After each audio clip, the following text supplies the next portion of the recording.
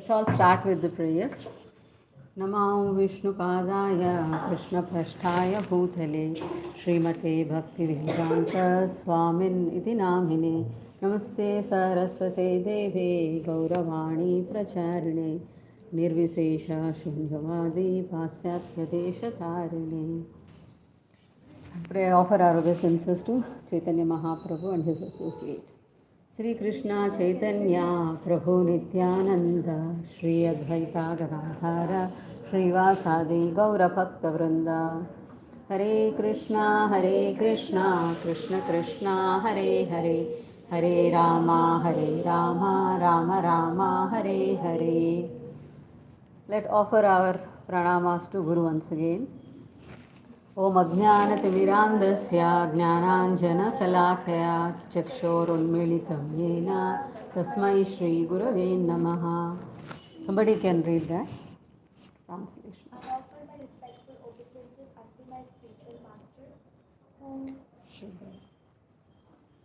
who opened my eyes, which were blinded by the darkness of ignorance, with the torchlight of knowledge. Shri Rupa Pranama. Shri Chaitanya Manohishtam Sthapitam Yena Bhutale Swayam Rupa Kada Mahyam Dhadati Swapadantikam. Gratitude Srila Rupa Goswami Prabhupada, who has established within this material world the mission to fulfill the desire of Lord Chaitanya, give me shelter under his lotus feet. Mangalacharan prayers. Vandeham Shri Guru Shri Yuta Padakamalam Shri Gurun Vaishnavamscha Shri Rupam Sagrashatam Sahagana Raghunathanvitam Tam Sajivam Sadvaitam Savadutam Parijana Sahitam Krishna Chaitanya Devam Shri Radha Krishna Padam Sahagana Lalita Shri Visakanvitamscha.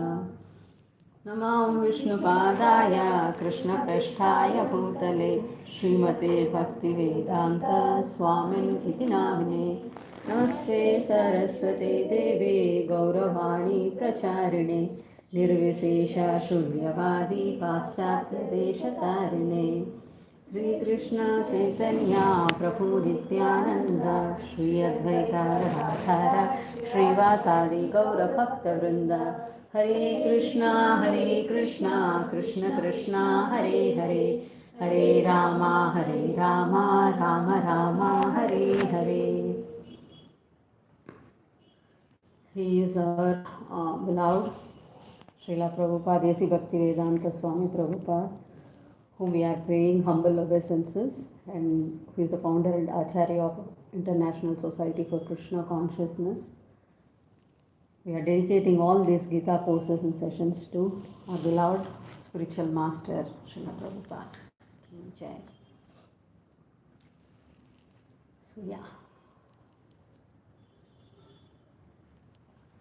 So we are now on the 7th milestone of our spiritual journey of the 9 courses, 9 sessions of the Gita course.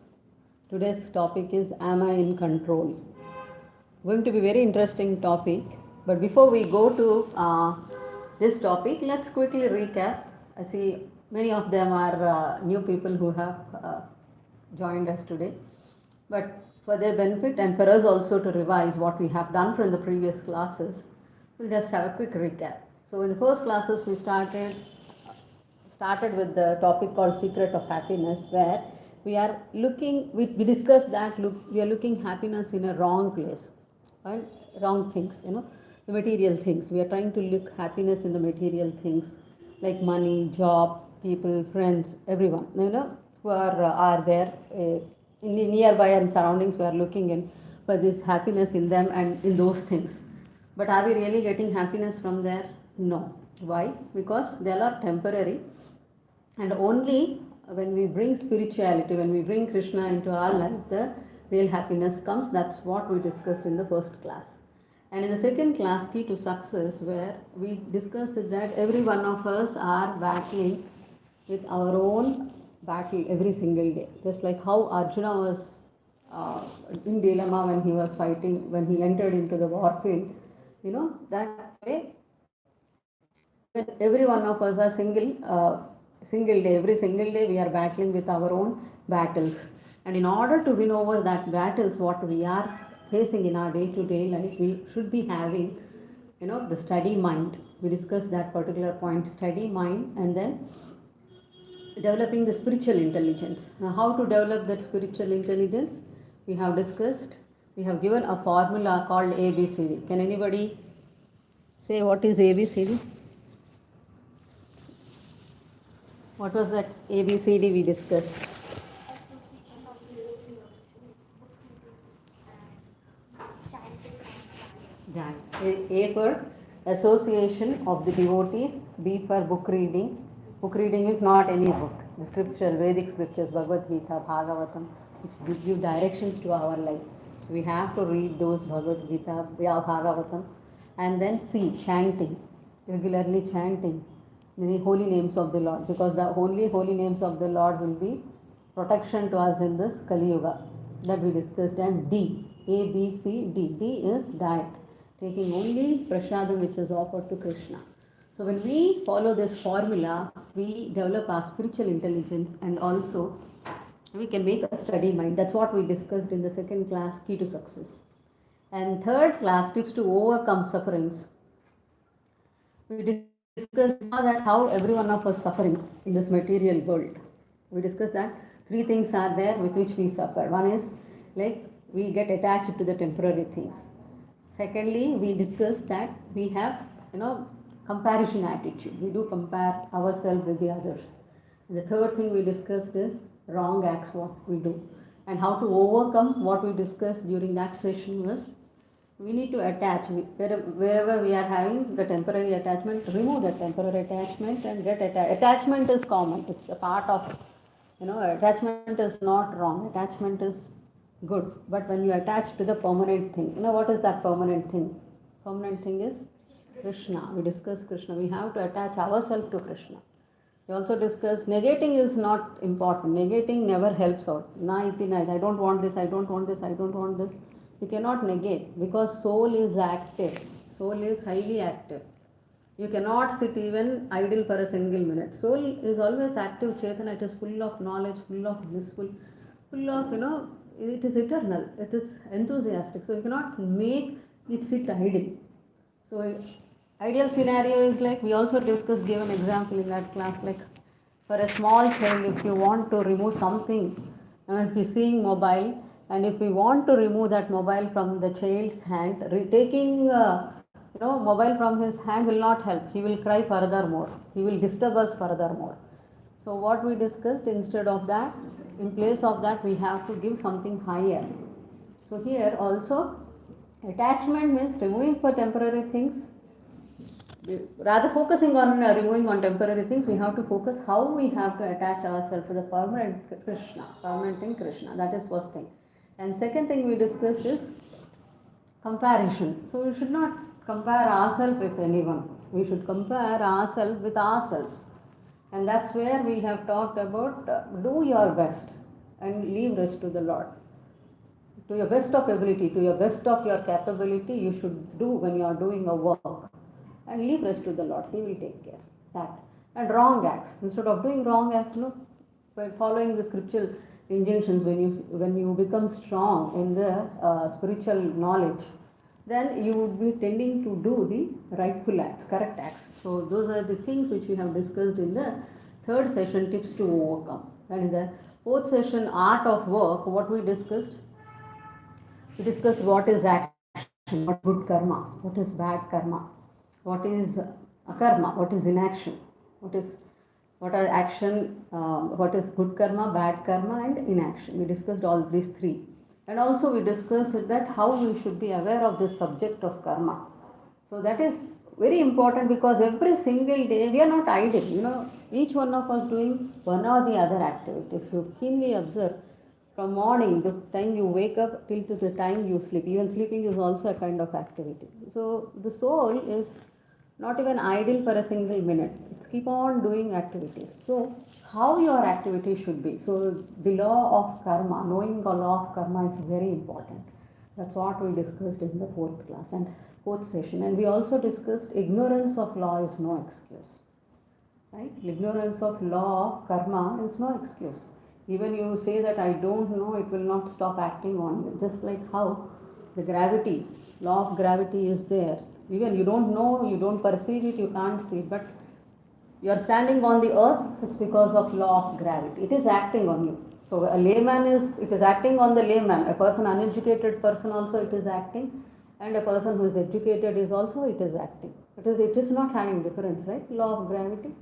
If law of gravity doesn't act, everyone would have been flying, right? So similarly, you don't know that I don't know the law of karma, so I don't believe in that, doesn't matter. Material nature says that doesn't matter. You do your act, I will give whatever I have to give. So ignorance of law is no excuse. You have to be well aware, because you got a responsible human form of life now. It is your duty to know the law of karma and act accordingly. So that's what we learned. Basically in the fourth session we learned the art of doing work, right? And fourth session, fifth session, what we learned, how it is important. We discussed the importance of guide, the guru, in our life. Like how in the material education, to get a simple degree, we need a bona fide authority, a certain university, or you should be from a college or a school, a reputed school, or which is a bona fide. Then only your degree would be accepted. Similarly, in our spiritual education, also what to speak of spiritual education, which is beyond this material, transcendental, divine. In that, how can we say that I can do it on my own? No, we have to have an authority. We need an important, like a teacher, how guides us in the material world, material education. Similarly, we need a guidance. We need a guru in our spiritual life, in our spiritual journey. That's what we discussed in the fifth session. Also, we discussed what should be the qualities of a guru, how a guru would, whom when you are approaching and whom you have, when you start taking, I want a guru in my life. So, what all characteristics you have to see in a guru? Somebody says, I am a guru. Now, right now, in the present age, you can see all these dongi gurus. One who is nice orator also becomes a guru, and he'll become a nice spiritual business. I mean, nice business it has become. Spirituality has become a nice business, and ignorant people, selfish people, they become prey to it, prey to these dongis, right? So it's our responsibility that to identify right guru. So we discussed what are the qualities of a guru in that particular session. And also, if you are looking for a guru, if you get a sincere guru, how you should be a disciple, how you should be like a disciple. We also discussed about the qualities of a disciple in that particular session. Not only those two things, we also discussed all how this knowledge, this Guru Siksha Parampara, we should be coming from a Sampradaya, Parampara. Sampradaya, we discussed about 4 Sampradayas, like how the bona fide university certificate is, gives value or recognized in the material world. Similarly, spiritual education also, when you are getting spiritual knowledge also you are getting, so you should be getting it from the bona fide authority, right? So that we have discussed 4 Sampradayas in that particular session. So how the importance of guide is plays an important role in our life, we discussed in the 5th session.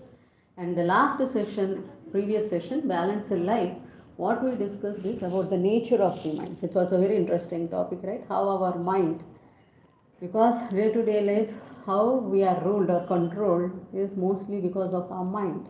So what is the nature of mind, how it functions, how we can control that mind, how we can control that mind, we have discussed in the previous session. How can we control the mind? What did we discuss in the previous session? That is one. What Krishna says? 2 things he says. Chanting is one of it. You're close to it, but then yeah. So we discussed 2 things. What Krishna said in the last class, Abhyasa Yogena Kaunteya. Abhyasa and Vairagya. Krishna says you have to practice, constantly practice controlling of mind. And how to control of the mind? We did chanting. Mataji was saying chanting. So controlling of mind has to be done through chanting. So does it happen overnight? Like that, now that I have studied, now that I have got knowledge, I'll control my mind. Is it possible? Is it possible so easily? No. So what we have to do? Constant practice. Every single day we have to practice. That's what Krishna is saying you have to abhyasa, constantly you have to practice, and vairagya. Krishna says vairagya. So when you are having a goal that I have to control my mind is a goal, then what are the don'ts of it? Vairagya means renunciation. We also discussed. So there will be do's and don'ts. You are having a goal in your life. For example, if I have to top my college exams, I have to top one of my exam. Then there are do's and don'ts. Do's is that I have to dedicate 4 to 5 hours to that study, and the don't is that I don't have to go to movies, or I don't have to go to chat with friends or gossiping with the friends, or uh, going onto the social media. That is distracting. You may be thinking that maybe, yeah, few minutes for relaxation I'll just go and say bye and hi and bye and come back so soon. But is it so easy? We don't know, like, we just think that hi I'll say for 1 minute, but we don't know, like, when we are when we are on social media, hours passes, and then we feel that wow, 3 hours passed. The moment when we open the book, concentration, focus won't be there. So Krishna said, Abhyasa Vairagya. You have to have renunciation. Renunciation is nothing but the don'ts part. Don'ts and do's. Practice controlling of the mind. You have to practice it out. So those two things we have discussed in the previous session. So today it's going to be, am I controller? That's a very important and very interesting topic. It helps us to know who we are, what is that force acting on us. Yeah. So today's agenda will be discussing about who is the actual doer, who is responsible for the action, what are the modes of nature, and how to get along with different types of people in our life. Getting pre-promotes, all these topics we'll discuss in the coming slides, and we'll discuss about the practical tip of the day. Right? So coming to our topic, am I controller? Who is the doer? Before start that, I would like to say a small story. Right? So once upon a time, a small old lady used to be there. Okay, she had no one. She was a very old lady, and then she had a cock. All of you know the cock, right? Hen and cock, right? She used to have the cock. I don't know how many of you have heard the sounds of cock, because right now we are in this, urbans, and we don't know how the life would be in the rurals and villages. Sorry. So in villages, some few years back, people used to wake up with the cocking sound of the cock, right? So all of you would have known that, right? So she had this one cock, and every single day that cock at 4 a.m., 3 a.m. before Brahma Muhurta, time of Brahma Muhurta, they somehow, we don't know the beauty of the nature, they do that sound cocking, and people in that village used to wake up and start doing their activities. They used to do all their activities. So this old lady used to see this. So one sudden day she got a thought, it's because of my cock all these people are waking up early. Okay? And they are doing their activities. If me and my cock is not there, then what will they do? This thought she has come. So I and my cock are the only people who are making up this village wake up and helping them to do their daily activities. So what she decided is, let me, nobody gives me importance. I'm doing such a great favor to the whole village, but nobody gives me appreciation.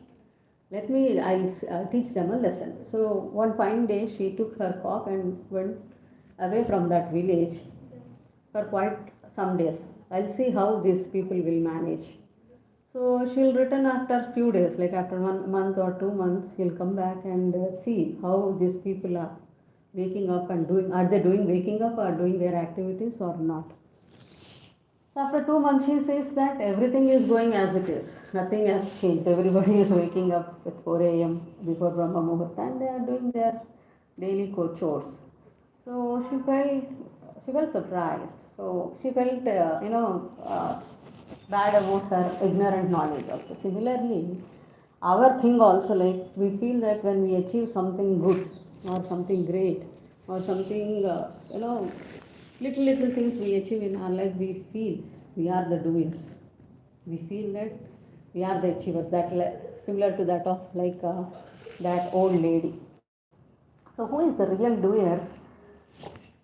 That we will discuss. What Krishna says about who is the doer, we will discuss that. And one more thing is, last class we were discussing about the mind control and how this topic suddenly have come to this is like when you are doing mind control and doing sometimes I just discussed 2 minutes back, like control the mind and you do some activities, you have a certain goal, okay, and then you put all of your effort. For example, you are doing an exam and then you have put 100% of effort, you know. Sometimes, a person who studies whole year, no problem with them. But like 1 month batters or one day before batters will be there. One night batters they will say. We used to call. So one day exam before we will study. So what we'll do is we'll study quickly everything. We feel that this questions will come and we'll pakka do that. Exactly what happens to the next day when we go, none of the question will come. Or else even if you have prepared thoroughly to the exam, you will be very confident that yeah, whatever paper comes, I'll give 100 out of it. That confidence will be there. But what happens is sometimes whatever portion of the preparation we left, only those questions sometimes come. Where did, I mean, we put effort, right? We did put effort. Work is equal to result. Should be there, right? Work is equal to result. We always think that, but why is it not happening? The answer says Krishna in this. And another question, another point to be reflected on, why we are not like machines, machine, if you feed, on the computer, if you feed 2 plus 2 equal to 4, after a week also if you give the same thing, it will give the same output, 4. After a year, after 50 years also, if you say 2 plus 2, it will give the output as 4 only. But what happens with the humans? Today, we will Today we will be performing so high. We are the same persons. We are, for example, we are all working in offices or we are studying or something. We are in our day-to-day lives. What we'll do many things, but someday we see our performance will be so good. We'll be very active. We'll be finishing very easily all the tasks. Some days will be you will be zero productive. You'll be just wasting time, or you will not feel like doing. What is it? Why we are not not able to give 100% of our 100% of our best efforts like the computers or the machines. So why our outputs are oscillating? We have an oscillating outputs. So that's what we discussed, right? Why we wonder like what is the reason for us to have good and bad moods. Some days we will be very good, some days we will be very depressed for no reason sometimes. And sometimes we perform highly, we perform very low. Sometimes we have very super enthusiasm. So sometimes we will be very lazy, lethargic.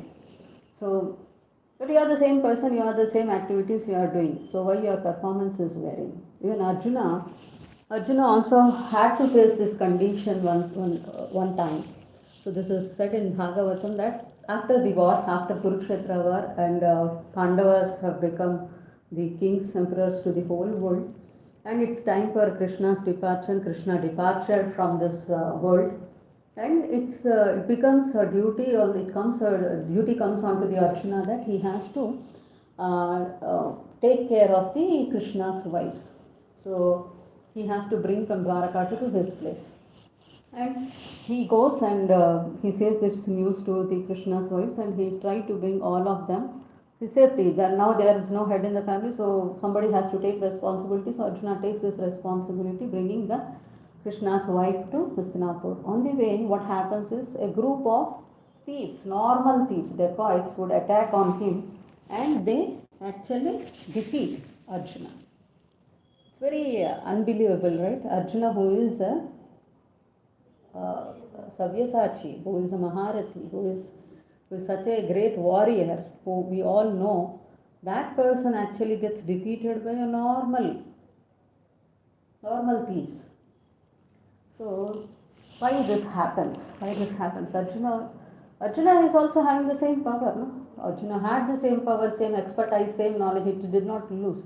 But what made him to lose? So this is what happens to us, Krishna is saying, what that impacts on us is said by Krishna in Bhagavad Gita, 3rd chapter, 27th shloka. What he says here is, Prakriti kriyamanani gunah karmani sarvashah ahankara vimudhatma kartaraham iti manyate. Ahankara vimudhatma, bewildered by false ego, the Atma, person, thinks that Karta, aham iti manyate. I am the doer. I am the doer of all the activities. But in reality, who is doing that activities? Krishna is saying, Prakrite kriyamanani gunah karmani sarvashah. Karmani sarvashah means doer of all activities.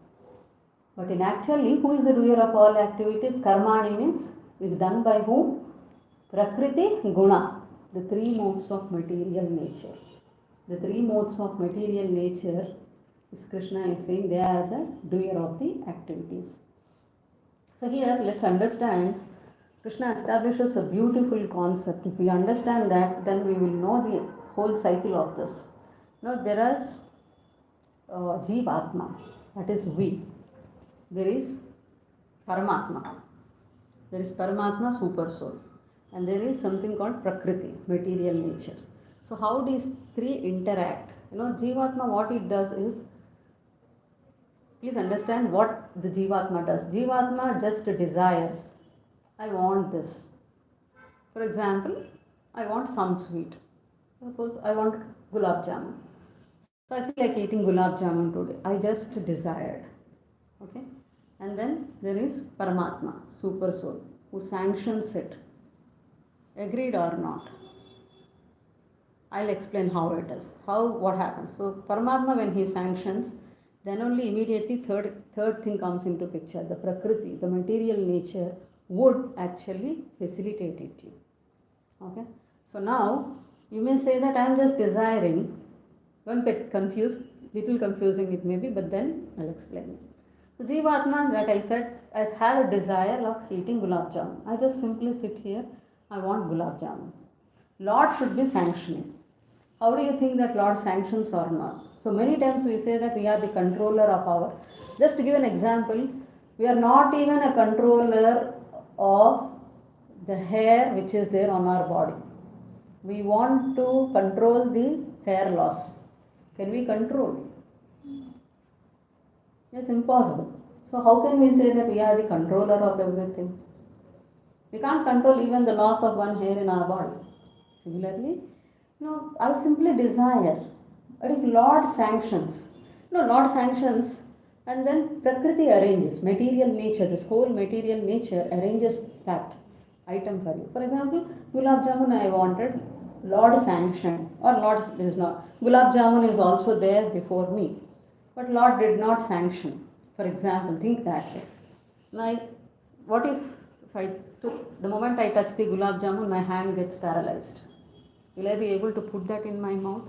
Or even if I try to put that in my mouth, it spills down, slips from our hands sometimes. And we wonder how it happened also. I don't know whether it happened. Many times it happened with me. Till I pick the moment and I put it into mouth, it just slips from my mouth. Sometimes we don't understand what's happening. I folded it properly. So that is where sanction of Lord is not there. But when Lord is sanctioned also, how this material nature is arranging. This body is made up of material elements. We discussed it, right? So this hand should function, bring that sweet and put it into mouth. I am here desiring setting, and Lord has sanctioned. Gulab Jamun has appeared before me. But somebody have to put that into my mouth, right? The hand. So this is Prakriti. So all this is are coordinating, only your things are happening. So are you the doer now? There are many factors in this. You need to understand that particular point. Krishna is saying, Prakriti kriyamanani gunah karmani sarvasha hankara vimudhata kartaram iti manyate. But ignorant Atma, ignorant soul, foolish soul thinks that I am the doer. False ego, pride with the false ego, Jivatma thinks that I am only the doer. But no, it's not the case. Krishna is saying the things are done by Prakriti, material nature, and gunas, three modes of material nature. So we all are helplessly acting, although we don't see these three strings. This, you see here, this is the mode of goodness. Trigunas are sattva, rajo, tamaguna, we'll discuss it. So all this goodness, passion and ignorance, these all are helplessly acting like how you see the puppet show. In a puppet show, the strings are controlled by the puppeteer, and the puppets are moved according to his wills, his movements of hands. Have you seen this puppet show any time? Very rarely. Now we cannot see that. But the strings are under the control of the puppeteer, and the dolls, everything would be moving in direction of what? So similarly, our life is controlled by the modes of material nature. These strings are there. Only thing is that they are invisible to us, but they are constantly, every minute, every second, they are acting upon us. So what are they? How they act? We'll discuss today. Very interesting topic. So what is that? How? Now that we know that, you know, how should we react to it? How should we think that? And so this particular slide shows that gratitude is the best attitude. Now that we have come to know we are not the doers, so how should be our attitude? Our attitude should be gratitude. How many of you know what do you mean by gratitude? Being thankful. Thankful to what? Thankful to the Lord, thankful to the life which is given to Him, thankful for whatever we have been blessed with. There are so many unfortunate souls around who has got, very little things than what we have today. Okay, so we have to be gratitude for that. We cannot, the first slide here shows that we cannot be proud of something which we borrowed from.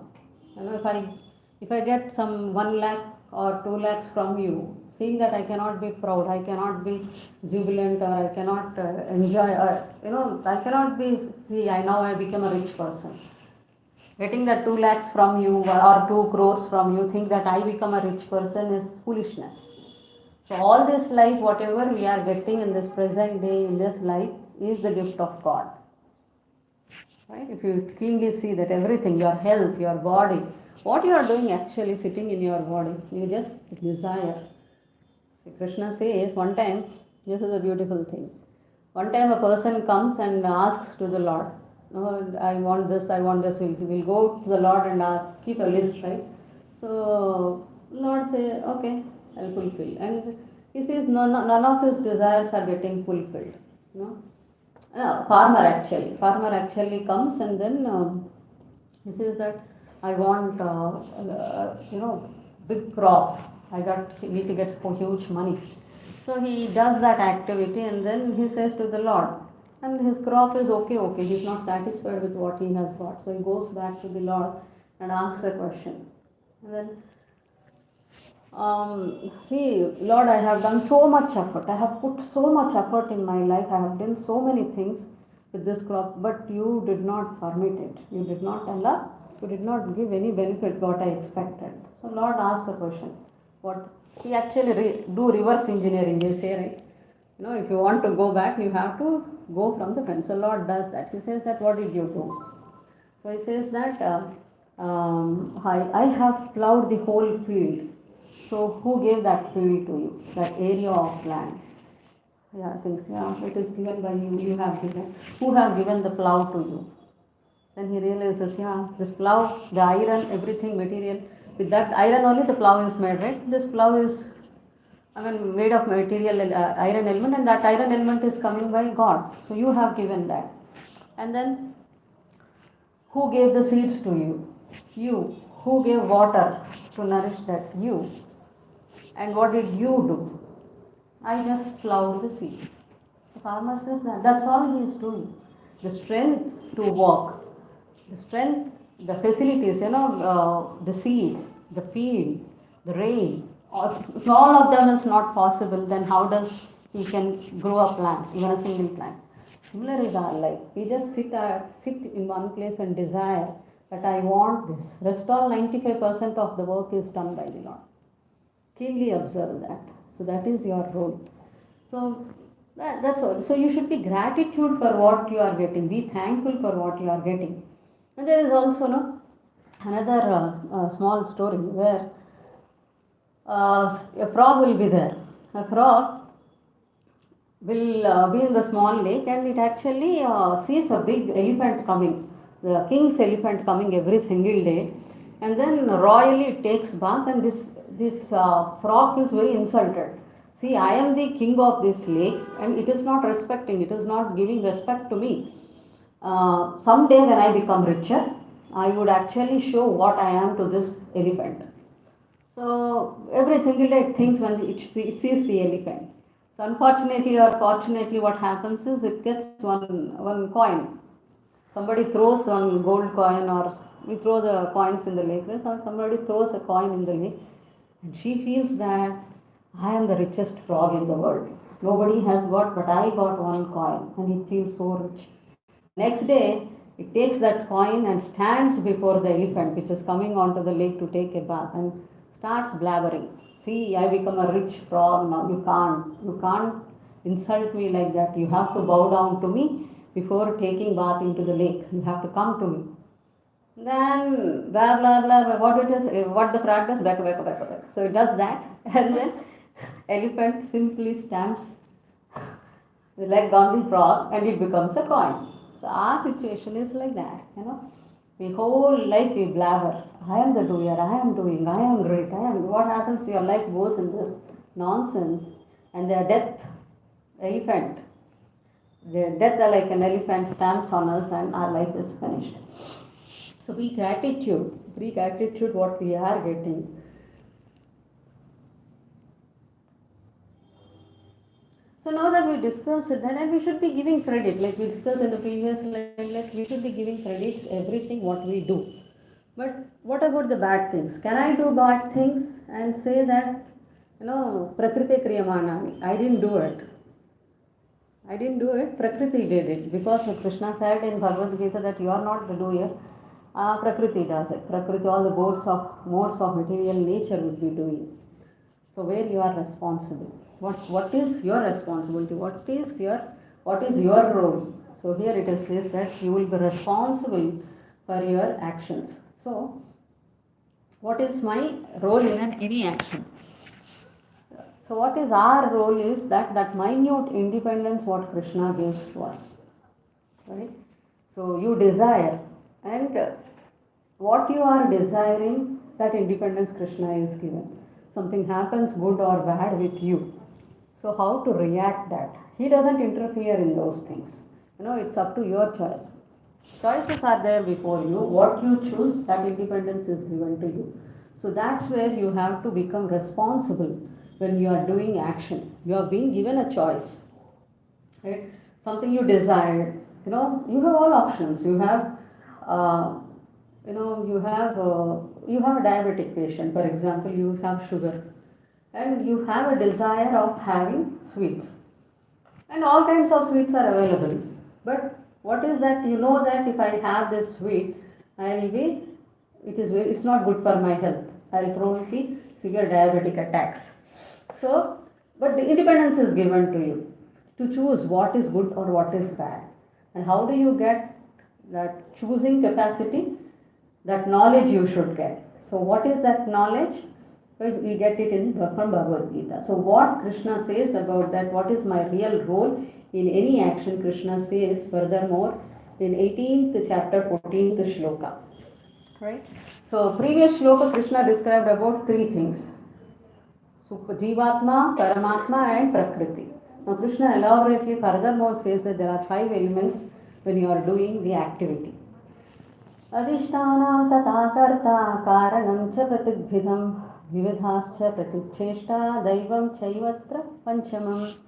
Krishna is explaining here. He gives the details of 5 elements. Adhisthana. Adhisthana means this body, or the body of a performer. Karta. Karta, doer. Doer means one who desires. Little philosophical, but please pay. This is technically little. Technically it will be, philosophical it will be. But if you understand this tattva, you will be understanding the whole logic of, this material nature. Who am I? What is my relationship with this material nature? How it is functioning on me? Will very clearly understand this. So, adhisthana, a doer, the body, the performer, and second one is the karta, the doer. The doer is nothing but who desires. And karanam cha pratikbhidham. Third line, second line he is saying karanam cha pratikbhidham. So the senses which are involved to do that activities. And fourth one is vividha cha pratikcheshta. Vividha is cha pratikcheshta. Third one is, different senses which are involved. Karmendriyas, jnanendriyas we have, no? So we use that and do the activity. And fourth one is the endeavor. In order to perform a particular activity, you put different kinds of endeavors. You do different kinds of work. So that is the fourth element. And finally Krishna says Daivam Chayavrita Panchamam, the Supreme Lord, who is the sanctioner, is also the involver. He is also the doer. So he is saying 5 elements, the body. Second one is what he is saying, the karta, doer, the soul, jivatma, we. Third thing he says that the senses. And fourth thing he says is the endeavor we put for it. And fifth one is Krishna. So all these things are involved. These are the 5 factors of action. Somebody can read this one, this translation. Anybody? The place of action, the body, the performance, the various senses, the many different kinds of endeavor, and ultimately the super soul. These are the 5 factors of action. By Krishna is saying, these are the 5 factors you are acting when you are doing an action. Don't think that if I am doing something, I am the only one. Work is equal to result. No, these are the many factors affecting on us. So Krishna says, and this Prakriti also, material nature is not, never think that it is independent of Krishna. Krishna says in Bhagavad Gita, Prakriti, what he says is, Maya Adhyakshena Prakrite Suyate Sacharacharam. Krishna says that Maya Adhyakshena, within my supervision, this material nature, this whole material creation works. If I sanction, then only immediately the material nature facilitates it. Krishna sanctions, then only your body functions to do any kind of activity. So the key role here is Prakriti. Nothing but the same point, the same slide which we discussed. See, senses and body are again Prakriti. The 5 elements which we are discussing here, the senses and the body. This is again a Prakriti. And then Vividatma Chesta, Prakriti. The endeavors we put, that is the work we do. And second one is, third one is, a super soul, sanctioner. So all these act on us. So now that we discuss this, we may get bewildered. Like, these so many things are acting on me. If one activity I am doing, all these are influencing me. Cat is beautiful, na? The way it is very beautiful. So it says that all these factors are influencing on me. Environment, mind, intelligence, and modes of nature. Really? All this while I was thinking that I am well on the doer. How does a cat does the activity? When it has to drink milk, what does it do? It closes its eyes and drinks the milk, right? Thinks that no one is seeing and I am only drinking the milk. Our thing is also like that. We are doing things, we think that nobody is seeing us, watching us. There are so many things. You need to understand Prakriti. You need to understand Lord is there who is sanctioning all these things, other ways. Okay? So here, what all influences? So just an material example given to us. If we want to buy a product in this world, what we'll do, we'll get influenced. It's not that, I just want to get a soap to wash my face.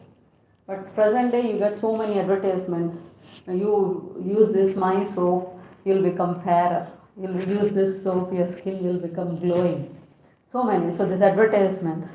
No, we just wanted a simple soap, but so many soaps are available in market. Now it's becoming difficult to choose which one. Right? You'll be carried away. You'll get be influenced. And sometimes, my mother's requirement, the soap should not, become wet so soon. It should be hard. And you have to go for Lifebuoy, which will never. Lifebuoy soap is one of hard soap, which will never, it will be very strong. So, so everybody has their own requirements. So they all influence how they influence your purchase. Different activities. You need to check here. They are giving simple examples. You need to check in order to how much money you have based on that, and how much these different factors like advertisement, your family, people, bank balance, everything would influence if you want to purchase something. I want to purchase a car. My desire is to purchase an Audi car, but my budget is not there. My parents, I have to consider about my parents and in-laws. Oh, they are old people, so I need to have a car which is a leg space. I cannot have a sports bike. So all these factors would influence me. Similarly, how one decision of our life is influencing various factors in our life. Similarly, our everything would be affected by the all these factors, modes of material nature. So let's understand what is the three modes of material nature. Now we discussed that the influencing factors are soul, mind, intelligence, and panchabhutas. So if you remember, we discussed the what is the connection between them. What is the connection between the gross and subtle bodies? So how the science behind how these elements interact is the modes of material nature. So we'll detailedly discuss what are these modes of material nature. Three modes of material nature, trigunas we call. What are those trigunas? Sattva guna, rajo guna and tamo guna. So sattva guna means mode of goodness. Rajo guna means mode of passion. And tamo guna means mode of ignorance.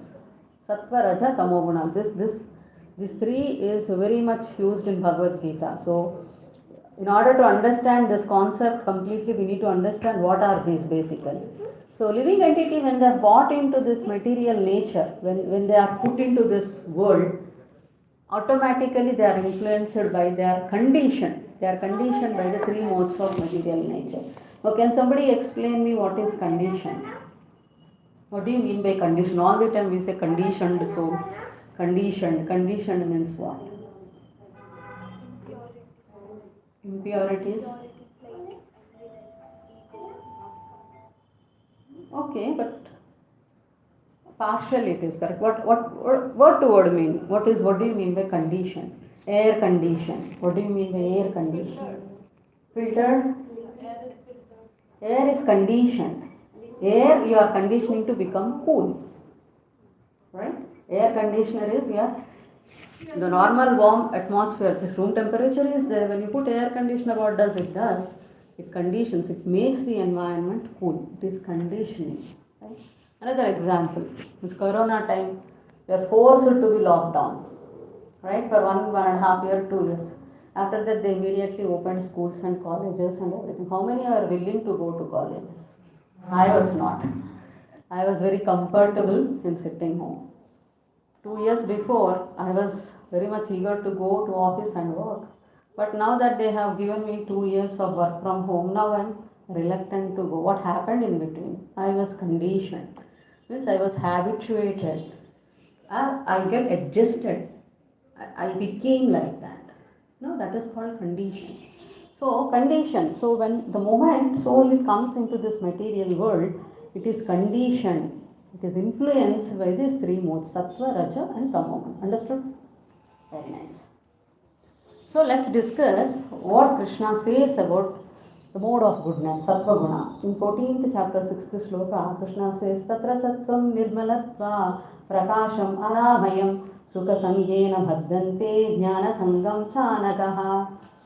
Tattva sattvam nirmalatvam, the mode of goodness, sattva guna. Tatra sattva means the mode of goodness is more purer. Nirmalatva means it is more pure when compared to the others. What are the effects of this particular sattvam or sattva guna? Prakasham anamayam. Second line he says prakasham anamayam. It is illuminating and it is free from all sinful reactions. Anamayam means free from sinful reactions. Sattva guna is more pure and it is illuminating. The knowledge is illuminating and you are afflicted with that when sattva guna is there. And what he says, third line, sukha sangam bhaddanti. But what is the problem? Being, knowledgeful, happy, and prakashena anamayam. So you are free from all sinful reactions and you are completely happy, knowledgeable. But there is a problem. What is the problem? Krishna is saying, sukha sangam bhaddanti jnana sangecha anagaha. Those situated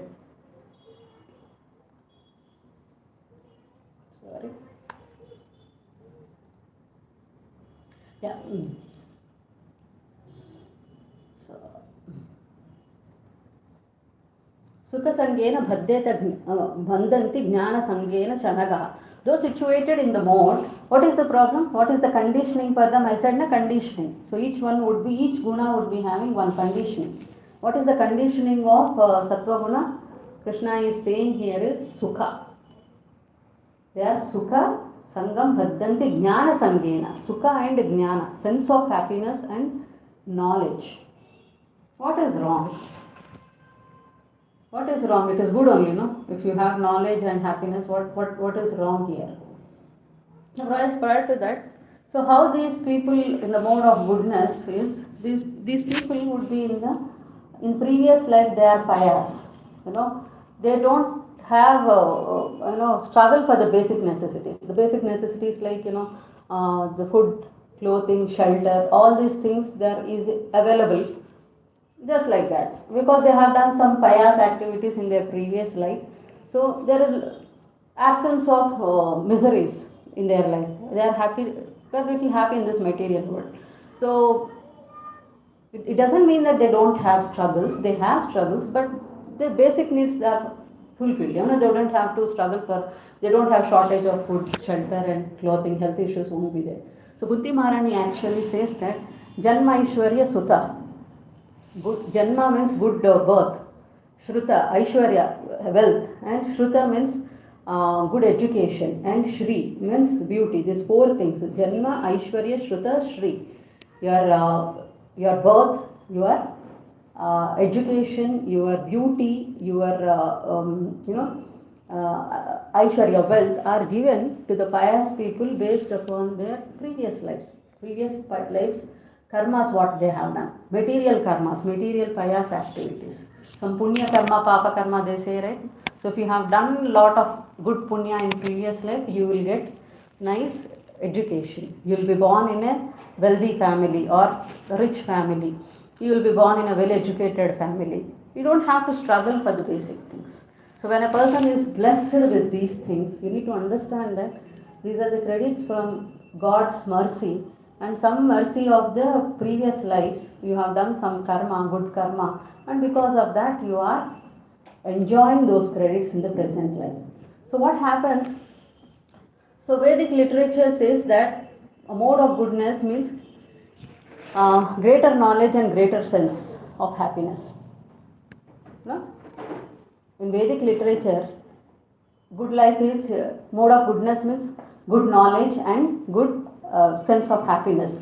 So conditioned soul, he feels that he is advanced in the knowledge and better than the others. So what is the problem in this knowledge and sukha means this person slowly, he feels that I'm advanced, I'm in knowledge, I'm better. You see that people who are in general, who are wealthy, who are rich, who are knowledgeable, automatically they have a sense of pride in them. They feel that they are superior than others, I'm advanced. So what's happening? This knowledge, all these four things will slowly creeping them into them the pride. And they are getting attached. They are attached to the pride. And the pride, symptom of pride is the pride when creeps into us, it actually pushes us to Rajoguna, passion. So what is that Rajoguna? We'll see in the next slide. So you understood the mode of goodness, right? People who are in the mode of goodness, they are pure. They are fully knowledgeable and they are completely happy. And they are blessed with the jnana and knowledge and happiness. So when the problem with this is that they get attached to this knowledge and happiness, and then they slowly, when you have these all facilities available, you slowly get pride, and that actually creeps into the passion. So you need to be very cautious when we are getting into that mode. So what is the mode of Rajoguna, passion? रजोरागात्मकं विद्ये तृष्णसङ्गा समुद्भवं ते अन्यबद्धन्ते कौन्तेय कर्मसङ्गा देहिनम्. The mode of passion is born of unlimited desires and longings, O son of Kunti, and because of this embodied, living entity is bound to material fruitive actions. Vidhi. Understand now, Krishna is saying, Vidhi, understand, know that Rajo Ragatmakam, the mode of passion is, how the mode of passion is born, how it is born. He is saying Trishna Sangha Samudbhavam. It is born out of unlimited desires and hankering. O Kaunteya Tam Nibadhante Dehinam. The embodied soul, Dehinam means the embodied soul, the living entity is bound of what? Karma Sanghena, Karma Sanghena, Putlan he is saying Karma Sanghena, bounded to the material fruitive actions. So Rajoguna is, when you see people who are having longing, hankering, unlimited desires for their own sense gratification. So it's that like, you start with one desire. If I get, first right now I won't be having anything. My only desire is that something, I should get my job, I should be able to sustain, I should feed my family. The moment I get job, the basic necessities are fulfilled, immediately I have another desire starts in us. It's too, I'm feeling very uncomfortable to travel in buses and all, let me purchase a car. Once you purchase a car, furthermore desires, furthermore desire, let me purchase a house. Not only that, after that luxurious cars, everything, basic necessities, needs are fulfilled, then you start for greedy things. So Rajoguna is that mode where you see that, you are hankering, longing for your sense gratification never ends. One after the other, your desires will be go on increasing. So, and one of the thing is that, not only this, a person who is in Rajoguna also want some subtle kind of sense gratification. That is puja, labha and pratishta. You want name, fame in the society. And in order to get all this, in order to fulfill these material desires, in order to get all this name and fame, it doesn't come on that way. You have to put so much endeavor. So what you have to do? You'll be always active. And then you'll be doing lot of activities. So Krishna, what he is saying, Krishna Sangha, what he is saying, how does Krishna Sangha means what he is unlimited desires. When the conditioned soul comes in contact with the unlimited hankering and desires, then the passion, Rajoguna, is born out of it. Right? And then Krishna Sangha leads to Karma Sangha. Not only that desires, you are now, all these desires what you got, now it is leading to you to do hard work, Karma Sangam. So we are doing hard work for that labor. So if you analyze, majority of our people, majority in our society, we are in the mode of Rajoguna. Majority of people, we analyze, the modern world, modern civilization actually provokes you or makes you.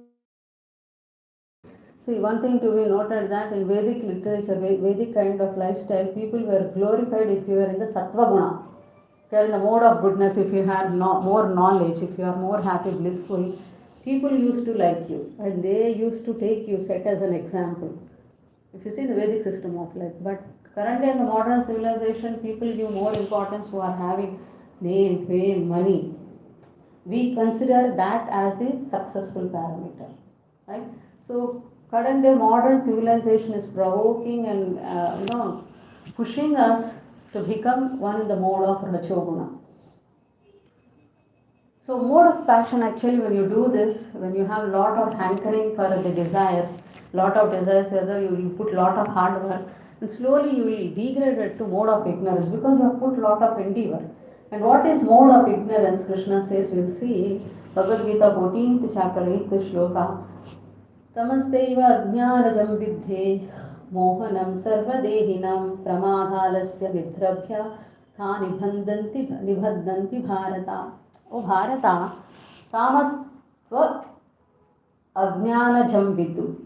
Know that. Vidhi means no. No. I'm saying, speaking about tamoguna, the mode of darkness, tamas, is born of what? Ajnanam is born of ajnanam, ignorance. Tamas ajnanajam vidhu. So tamoguna is born out of ignorance. Mohanam sarva dehinam. It puts all the embodied living entities into delusion. Mohanam means delusion, sarva dehinam. It puts all this, when the mode of ignorance is there, it puts every living entity into delusion, confusion, or not clear things. And what else it does? what else it does? This tamoguna, pramadha. Pramadha means it brings madness. Alasya, so alasya means laziness, and nidra, sleep.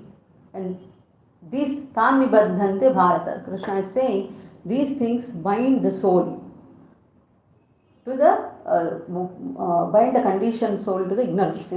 This ignorance would actually lead to pramadha, alasya, nidra, and mohana, put the conditioned souls into the illusion. So in the mode of ignorance, the conditioned soul is bound to madness, illness, and sleep. So we need to know that mode of ignorance is completely opposite to the mode of goodness and mode of passion. Completely opposite to the sattva guna and rajaguna. What is the mode of goodness? What are the characteristics of a goodness? Knowledge and happiness. But exactly opposite is what? Ignorance and laziness. So here, the people who are in the mode of ignorance are completely opposite to the people who are in the mode of goodness. So they are knowledgeable here, these are ignorant. They are happy, and these people are lazy here. And it is also exactly opposite to the mode of passion.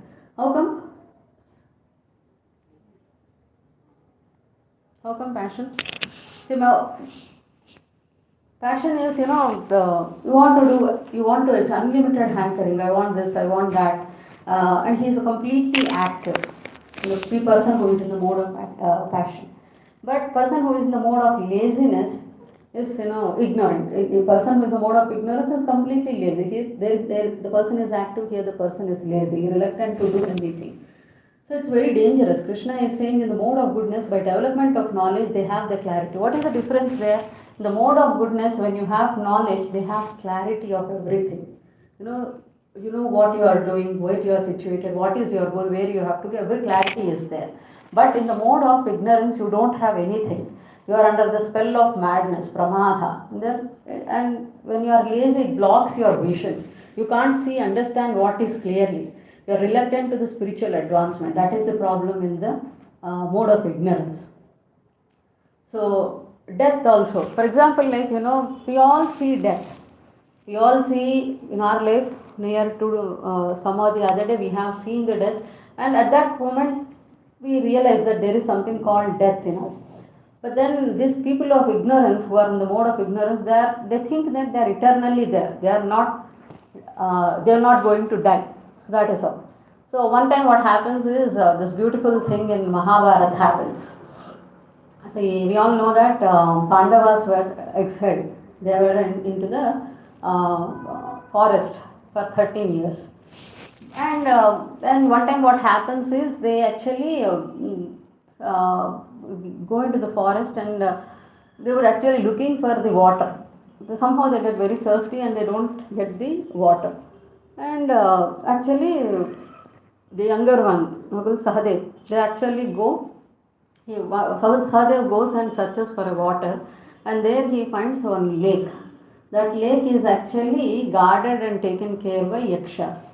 So one of the yaksha would actually, when Sahadev is going to get the water, he's trying to bring the water, and then he's stopped by this yaksha and says that if you answer my questions, then only I will allow you to take the water. If you are not answering and without my permission you are taking the water, you will die here. So he's already thirsty and he don't want to, is not very keen to answer the questions of yaksha. So he immediately tries to take water, and Sahadev falls dead over there. Time passes, Sahadev is not back to home. Then in search of him, Nakul goes. The same thing repeated with Nakula also. And Nakula also did not answer the questions of Yaksha, and he will die. Then sometime later, Arjuna goes, and he also does the same thing. He will not be able to answer, and he will also fell there. Similarly, Bhima. And finally Yudhishthira would come. Finally Yudhishthira says the brothers went and nobody have come back, so he also goes in search of them, and finally he finds all the four brothers side by the pond of that Yaksha. So Yaksha repeats the same thing. This is my lake. If you are going to answer the questions which I ask, then only you can take the water. So those are called to be famously Yaksha Prashnas. In Mahabharata, you have some questions which this Yaksha would be asking to Yudhishthira. A beautiful conversation between the Yaksha and Yudhishthira. So one of the question of the Yaksha is, what is that so Ascharyavat? What is that so surprising in this world? What is that surprises you in the world? So Yudhishthira says this beautiful answer. No, everybody sees death. Everybody watches, everybody closely encounters the death, but he feels, the soul feels that he is going to be there eternally in this world. Right or wrong? How many of we see the death, but for that moment we feel bad for the family or the people who's been dead. But do we feel ever get a sense that I am also going to die? Do you feel that realization? No. So Yudhishthira says the same thing. This is Ascharyavat. People see they are dying. They see death in front of them, but they don't realize it. They just feel and believe and live in such a way that they are going to live for eternal. So everyone dies in front of us, but we don't feel that. So this is another part of it also. One time what happens is, one person is actually scared of death. He just want to live life like anything. So if he knows that Yamaraj is the king of death. So if I pray for Yamaraj and somehow I please him, I can escape from the death. So he meditates on Yamaraj for a couple of years, and then finally Yamaraj also surprised. Who is that? Everybody meditates on Lord or Brahma or Vishnu or Shiva, but who is that meditating on me? He gets surprised and he actually gives darshan to this person. What is that you are doing, for me? A death of Lord of Death, and you are meditating upon. What is that you want? So I says that I don't want death. That's why I am praying for it. It's not in my hands. You cannot escape. Everybody who is born in this world are supposed to die one or the other day. It's not my in hand. You ask something else, I'll grant you. So this person says very intelligently, at least he thinks that, okay, anyway I have to die, so I have to enjoy my life to fullest extent. But some notification should be there, no? That, this is the time where you are going to end. So till that time I can enjoy. Once the notification comes, I will be prepared for it. So he thinks that and he asks Yamaraj, so can you please give me the notification? So when my death is going to come, give me the notification. He says then, okay, why not? I will give you. So this person is very happily enjoying his whole life. And then one sudden day he sees in the mirror his hair is starting grey. Wow, one hair is grey. So what he does? He takes color, L'Oreal, L'Oreal and applies. Okay, he passes the time and slowly his eyes start, he's not able to read. Everything seems to be blurred.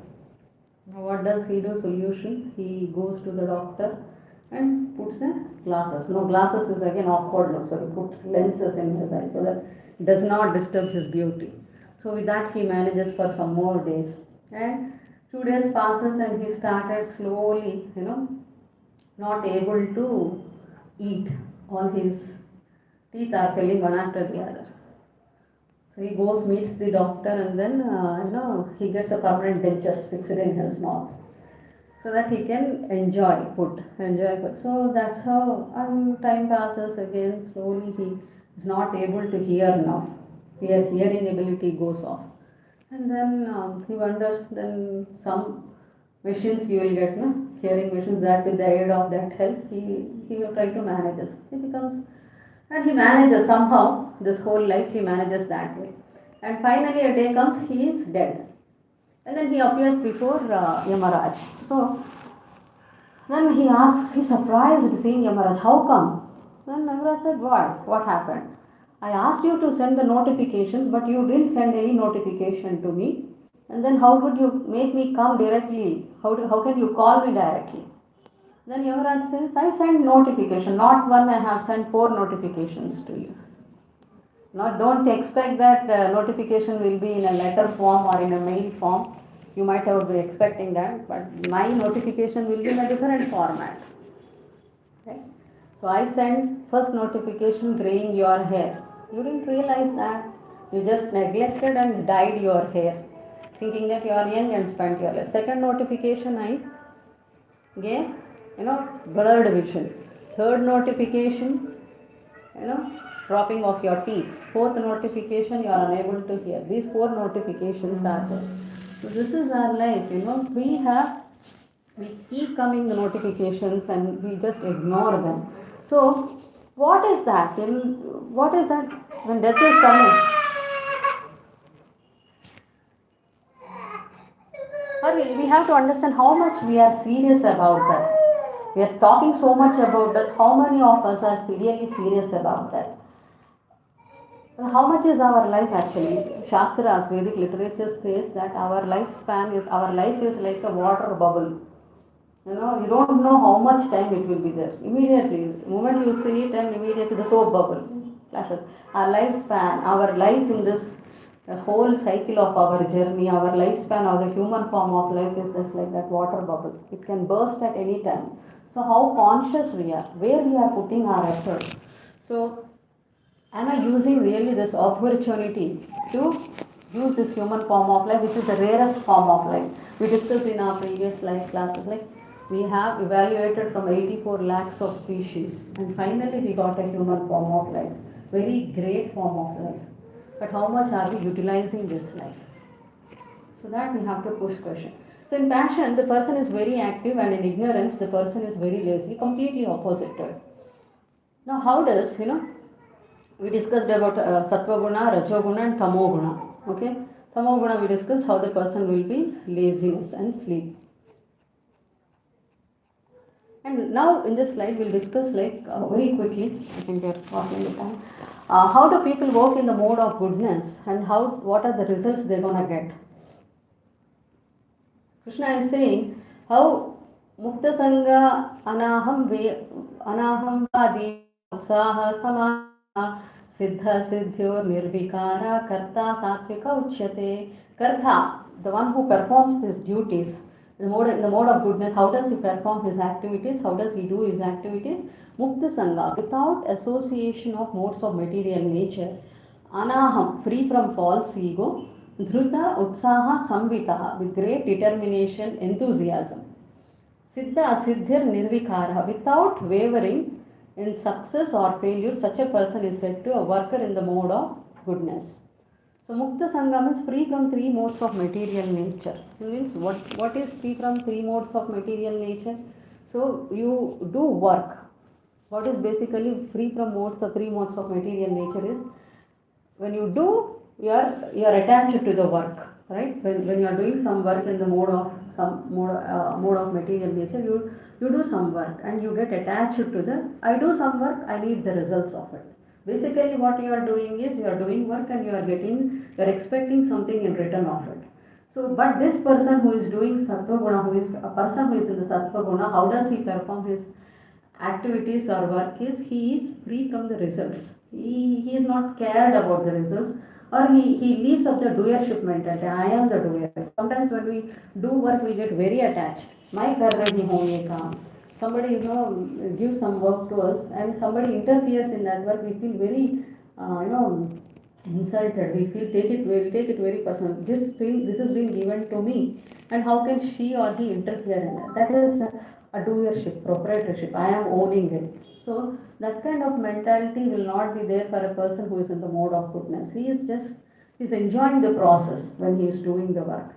He's not attached to the result. He is not having the mentality of a proprietorship. That is mukta sangha. Second quality he is saying dhrita, determination, and it also means tolerance. Dhrita means tolerance and determination. Person is ready to tolerate any kind of reactions from his past karma. Like when you are doing a work, you may be getting a positive work or positive result or a negative result. But this person who is doing work in the mode of goodness, he would be actually doesn't bother about the reaction. He tolerates it. It doesn't mean that he doesn't feel. See, I expect I do something, and I expect I study very nicely. I want to get seat in IIT or something higher organization, but it is not fulfilled. Do you think I don't feel bad? The person in the mode of goodness also feels bad, but he is not succumbed to it. He tolerates it. He thinks that this is my past karma. So he's ready to take what he's been there from the past karma, and he have dhrita. He means he's determined. It's not that okay, I see the failure results and I'll give up. The person who is in the mode of goodness doesn't leave the work in between. He's strong enough, whether positive results or negative results, he'll continue doing it with greatest dhrita and enthusiasm, utsaha. He does with enthusiasm. And how does he takes the success and failure? Krishna is saying, siddhar asiddhar. Enthusiasm, he takes it, siddha asiddhar means he takes it as equipoised. He takes the success and failure both in the same fashion, and he is tolerant. That's how a person in the mode of goodness work. And why we are specifically, Bhagavad Gita, Krishna gives many qualities of goodness. I mean, all these trigunas he will be elaborately explaining in the 14th chapter, some portion in the 17th chapter, some portion in the 18th chapter. But why we have taken these particular only 2 points? We explained the characteristics of sattva guna or the 3 modes we explained, and we also explained how a person works in the mode of goodness and how does he enjoy, how does he see the results of his happiness. Why we are taking, because our topic of this Gita course conversation, how to work and how to get happiness. So how these people perceive, in that basis only we are discussing. So we discussed how he would be working in the previous slide. Now how he enjoys or how he takes the result, the happiness in the mode of goodness, how he takes the results is yattad agre vishameva pariname mrutopam tat sukham sattvam proktam atma buddhi prasadacham. Yattad agre, that thing in the beginning which appears like a visham. Yattad agre vishame iva.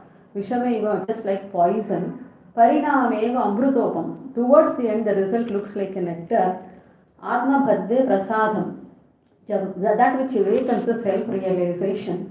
Tatsukam satvikam proktam. That happiness is in the mode of goodness. Basically, Krishna is saying, it takes, he's saying, we need to understand that sometimes it is very, in the beginning it looks very difficult for us to do. It is very kaduvavish, it's like bitter, it's like difficult. But the result of that kind of work is very happy, very sweet. Amrutopanam, it is very sweet. And the result of that is he is self-realized, the awaken of self-realized. For example, you have to study. What we have to do is, some people are night awakers, they call. They sit in the night time and do it. I'm not speaking about this, but in general, people who want to have some good achievements in their life or who want to success, it's the morning wakers, who wakes up early in the morning. That time who does, I'm speaking about, Krishna is speaking about that people. It is very difficult. Everybody likes to sleep. But waking up something is very difficult for us. So it is, when we have to study for the exams, we have to wake up early, means that is something obisha. It is not so palatable, not very pleasing. It is very bitter. So that in the beginning, that kind of work which is in the beginning very bitter, but the end result is very, you are studying like that and you are top scoring. And you are top scoring in your exam. The result of it is amrutopan. And what is the effect of that is tat sukham satvikam proktam is, the happiness is ultimately after seeing the result you will be happy. You are in the mode of goodness, you feel happy. And what he is saying, atma bhaddavit prasadam adhikachite. Krishna is saying it awakens your self-realization. So the result of happiness, the result of being in goodness is, Krishna is saying these things, one which appears very bitter in the beginning, but the end result of it is very happy, and which makes you happy in the end. And also, throughout the process, you would be enjoying happiness. Maybe it's difficult for some time to wake you up early, but the moment when you finish your portions, aren't you happy? You will feel confident, you will feel happy. So throughout the process, you will be happy, and also your knowledge, your self-realization, it awakens your self-realization. So this is how in the mode of goodness, how do you work and how do you perceive the results of that work is given. Now in the mode of passion, how does that happen? How does people work in the mode of passion? Ragi karman kala parepshur labdho himsatmako shuchi harsho shokena kartaha rajasa parikartataha. Karta, the worshipper, the worker who is in ragi. Ragi here means attachment, attached to the work. The person who is in the mode of passion is actually gets attached to the results. Ragi means attachment to the work and the result, karma phala. Karma phala means karma phala prakshya. Means he is getting totally attached to the desires. And basically he is expecting something in result. I am doing this work, I have to get this. And he is hankering for that. So what happens is, like I discussed earlier, you have one desire fulfills, you will not stop there. Another desire pops in. So labdho means you become very greedy. The nature with the person who is working in the mode of passion, these are the characteristics. He will become very greedy. Hinsatmaka, always envious. Asuchi, impure, unclean. Harsha shokasya, one who is moved by the moods of joy and sorrow. Rajasha parikirthe, such worker is said to be Rajasa prakriti. Rajasa prakriti, such worker is said to be in the mode of passion. Why he is so attached to the work and the results? Because he is so attached to his family, to his body. Why he is doing all this endeavor? At the end of the day, he wants to keep himself and his family happy. In order to see, first Prabhupada says in that, the actually attraction starts between a man and woman. It's in passion. They get attracted and they start a family, and then in order to maintain a family, it's not that you love a woman and that's it, the things are finished. No. Once you are married, you need to have you should get married, you need to have a family to maintain her, you need to have you need to take care of her. And apart from that, you also have some needs, which we discussed in the first slide of Rajoguna. You have some name, fame, you also want name and fame. All this does not come on fly. You need to do lot of endeavor. So here Krishna is saying that this person who is working in the mode of Rajoguna, he would be expecting the results and hankering. In the process, he would become, greedy. He would be envious. It's not that somebody is getting. He'll obviously, the person who is in the mode of Rajoguna, somebody else is getting more than you. He'll become envious. That is Himsatmak. And Suchi, he doesn't bother whether I get by hook or crook, whatever I am deciding, I have to get. So in that way, in that process, he would actually attain, adapt to so many unclean things. He does things which are not supposed to be done. So they have excuses. I don't have. When we ask such person, please come to spiritual life. Please, there is your soul. You have to focus some time of your day in the spiritual life. No, nobody says that. Krishna never says that don't take care of your family, abandon all your duties and come to me, sit here and meditate. Nobody. Krishna Bhagavad Gita, Krishna never says that. Then part is he says, in fact, Arjuna, who is want to retire, is actually inspiring him and asking him to fight. So Krishna would never say impractical things. So Krishna is saying nobody is asking here to, give up everything and come back. Here no. When you are having a free time or some time is available, or how you have to do your work when you are doing your day-to-day activities, that is what Krishna is saying in the spiritual life. So when we ask the people who are in the Rajoguna to come and do some spiritual life, they say I don't have. The best thing they say is I don't have time. I'm very much occupied.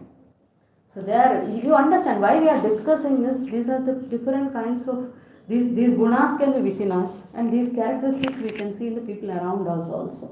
So this kind of work will be Rajoguna. And how do they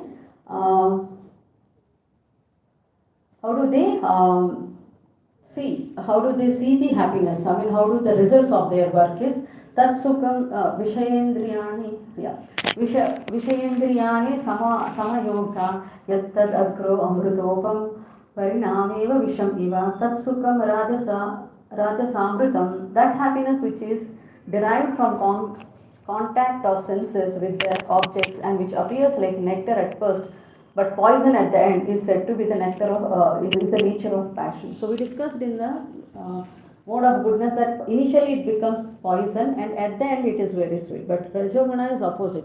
In the beginning it is very very favorable. I mean, it is, we like to do it. You know, it is very palatable. It is very happy. Somebody says that you don't have to wake up early. You have to study whenever you want. That doesn't help. Krishna is saying that initially something which is very palatable and very liking, you are interested to do it and you are happy to do it, but at the end of that result would be dukkha, visha. Krishna is saying tatsukam, the happiness which is derived for what? Vishaya indriya samayogdha. So the indriya, the contact of senses, the happiness which you get from the contact of senses and sense objects, agra amrutopam, initially. So when you bring your senses, your indriyas in contact with the sense objects, initially it will be very happy. You will feel very happy. When you meet a girl or a boy, or the sexual pleasure or the contact, initially those days of falling in love will be very happy. Once after they get married and family comes into existence, things becomes better. Why did we marry at all?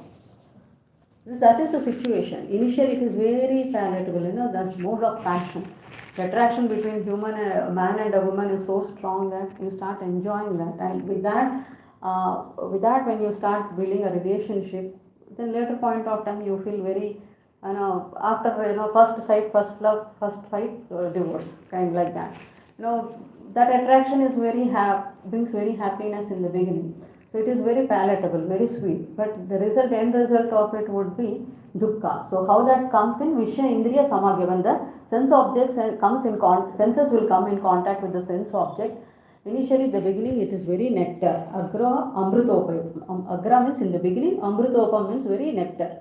Parinamam vishamam eva. Towards the end, it is very poisonous. Tat sukham rajasam samurtam. Such happiness is actually in the mode of passion. So what Krishna says in the mode of ignorance, we'll quickly see that. How do people work in the mode of ignorance? Ayukta prakrite stabdha satvo Ayukta prakrite stabdha satvo nirasatto alasaha vishuddha dhirge shutre cha karta tamasa uchyate. Karta, the worker, ayukta, is always engaged in the work which is against the Vedic injunction. Prakriti, materialistic. He is materialistic. Stabdha, he is very obstinate. Satha, he is a cheater. Nishkritiko, so he is expert in insulting others. Alasa, lazy. Vishuddha, always morose. And Dirga Sutracha, keeps procrastinating. Dirga Sutracha, he keeps on procrastinating the work. Such a person is considered to be in the mode of ignorance. This kind of a worker, what he does is always engaged in the work against the Vedic injunctions, Vedic scriptures. He is completely materialistic, he is obstinate, he is reluctant. Anything which is said to scriptures, he is not ready to do. He has always a cheating tendency. And he is expert in insulting others. He is always lazy, morose. And anything, because he is lazy, you give some work, a work which has to be done within 1 hour, you get rest ensure that it will not be done for the next 1 year also. He will be procrastinating, keep on procrastinating the things because out of his laziness. So the worker according to the mode of this nature is dictated by the mind, but not according to the Vedic injunction. The person who is in the mode of ignorance, which is dominating, he works according what his mind says. So mind says, now sleep, now don't do this work. He works accordingly. But a person who is in the mode of Sattva Guna, he follows the Vedic injunction. He follows, no, I have to, the scripture says that I should not waste time. This human form of life is very rare. So let me use whatever free time I am getting. Let me utilize that in the service of Lord or for my progress in the spiritual life. So that is the difference between the person in the mode of ignorance and person in the mode of Sattva Guna. So he is almost like a low conscious person. His mode is always sense gratification. By hook or crook, by beg, borrow, steal, I will get what I want. So his consciousness is almost like he doesn't care for dharma, what is good, what is wrong. This is what I want. I will murder also, I will get it. So his consciousness is very low. It's like an animal. So there is no values and principles in his work when he is doing.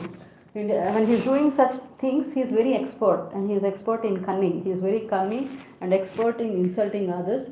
And what is the question? There is no question of purification in this.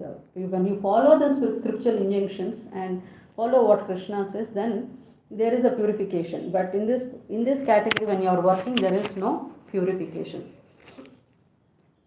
Okay? And then how does he get happiness?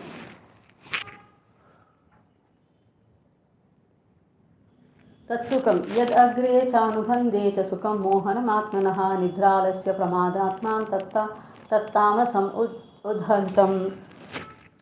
So Krishna is saying that, and that happiness which binds to the self-realization, which is delusion from being end to end, which arises from the sleep, laziness and illusion, is said to be in the nature of ignorance. So we discussed that in the Rajoguna, first initially happiness will be there, and in the last there is a bitterness. In Sattva-guna, initially it is difficult, but the end is happy.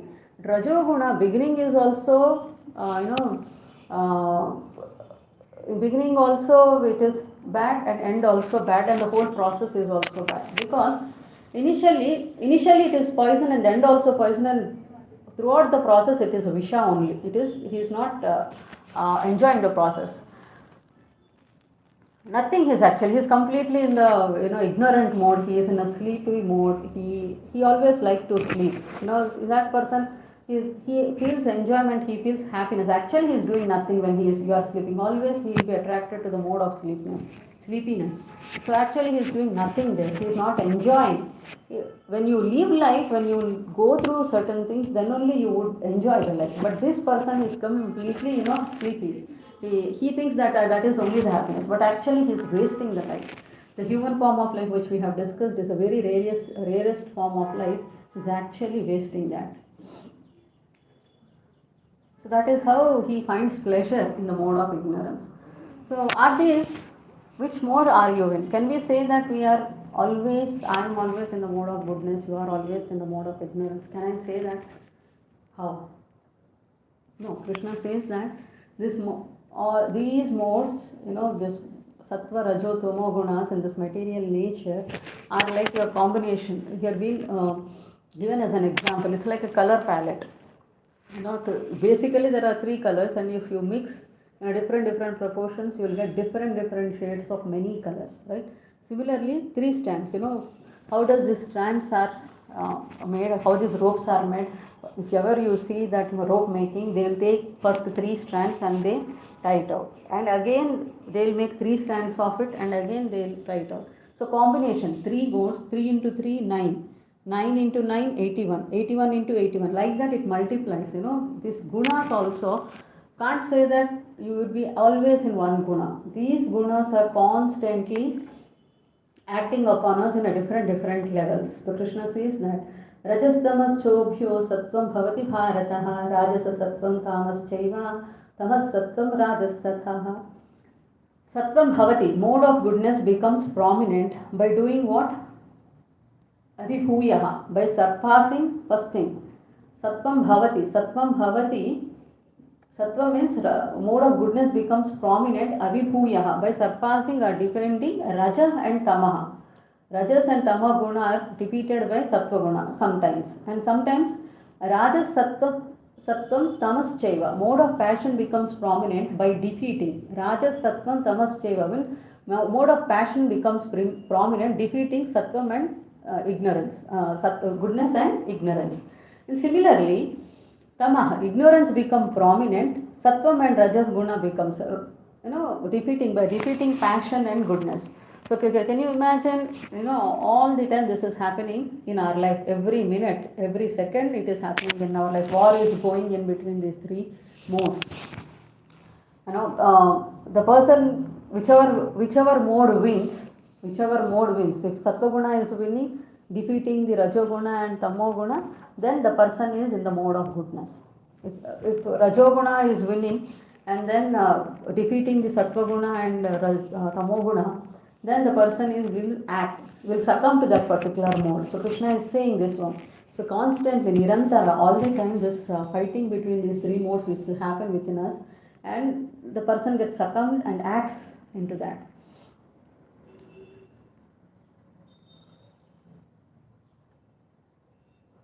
So which is good mode to be in? We discussed elaborately, like which mode would be good for us. Can anybody say? Sattvam. Why? So if we are in Sattvam, we will be elevated into the spiritual life, we will be transcendental. So actually what Krishna says is, none of this mode is good. You have to transcend these modes. So, for example, it is when if you are sent, I don't know like how many of you heard about, we don't know, we never visited the prison jails, but then there are categories in the jails also, A class jail, B class jail, C class jails. In America it is there, but not sure how it is in, but there are people who are politicians and all, they are provided A class facilities even in the jail. Right? So they are provided with TV, furniture, whatever they want, the nice cushion and everything. They find no difference between outside and inside the jail. That is a prison A. Prison B, some in America it is said that class of people, category who come under prison B section, they would be provided some basic necessities. And C category are someone who are put into the dark cells. But all of them, three of them are in the jail.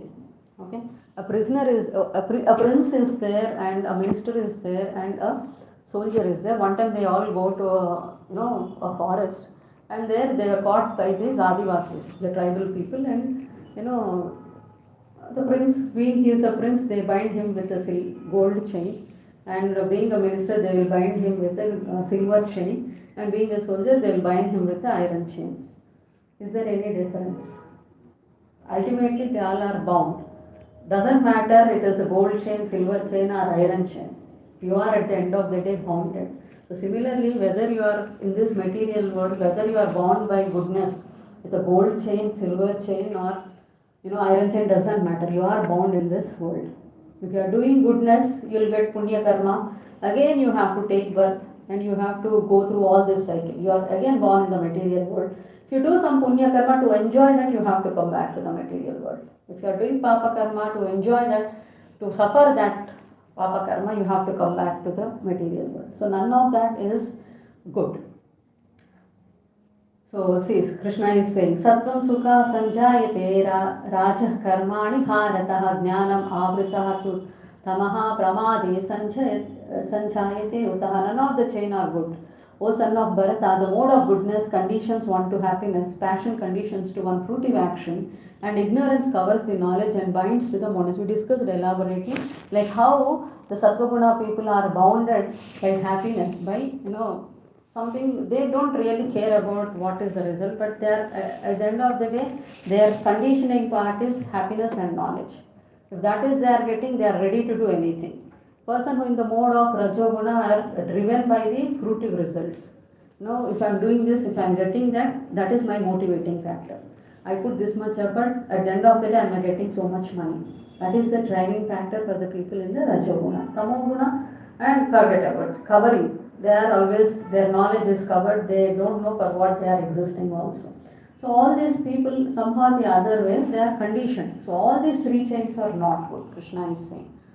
So how, and you find these kind of people everywhere. It's not that I am, I'm very good, and you find all the combinations of people, what we discussed, right? In all the three modes of material nature would be acting in a different level of people. So accordingly, you will see the people around you. Some people will be very happy, smiling, cheering, very warm, welcoming. Some people will be always frowning, some tired, and some always would be running passionate mode. You'll see all kind of people everywhere in our life. Now, how to deal with? And so there would be in our life, there are people in our life who will test our patience, our everything, to the our stress test, durability test, everything they would actually test to that extent. There are people, how do you manage them? So Krishna is saying everyone is forced. Nahi kaschat kshanamapi jati tishyati akarmakrit karyate avashyeshi karma sarvaha prakriti jayir gunaha. Everyone is forced to act helplessly according to the qualities he has acquired from the modes of nature. Therefore, no one can refrain from doing something, not even for a moment. Krishna is saying that everyone is forced. It's not you alone. People around you are also under these three modes, and everyone are helplessly acting under those three modes of material nature. And how do you categorize? How do you understand that? By just seeing the eating example. Some people like sattvic food. By seeing that some people are very much, from morning to evening, every meal they want non-veg. Some people are very happy with the simple food. Some dal khichdi, sattvic food, nice fruits, nice sweets. By seeing that itself, we can identify what kind of mode they are in. So some people are, perturbated. Some people like always eating food, stale food, something which is preserved, something they don't mind eating the sambar which is kept in refrigerator for 10 days. So those kind of things will be, in the mode of ignorance. So we can see that by seeing the eating habits. You cannot say that everyone is in the same mode. By seeing all these things, you can identify where you are.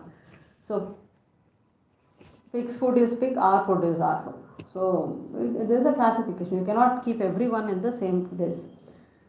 A simple example, there is a small story like how, a person, it is given in this Katha Amrita.